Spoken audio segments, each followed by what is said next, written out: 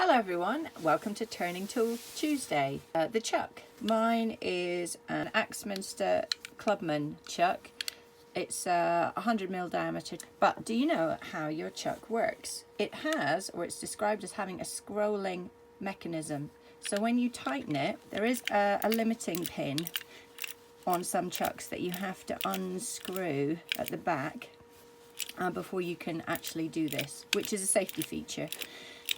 Never open your jaws on the chuck more than halfway because they could just fly out. You can see in here the scrolling mechanism in the gaps here. So here's the beginning of the spiral. So when I put my jaws in on their carrier plates, jaw 1 to hole 1 under here, we're going to feed this in. Make sure it's picked up by that screw. There we go. So we'll wind around till that gets to number 2.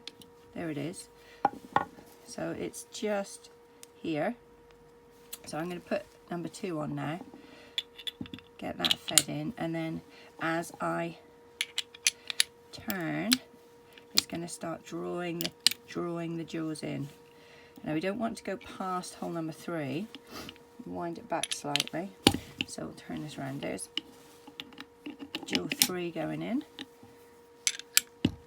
Now we're going to bring this round till we see it just appearing in the gap for number 4. You can see that little rise starting. So we'll bring the jaws back.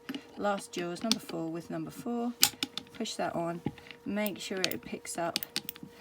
And that spiral inside is what is winding your jaws closed.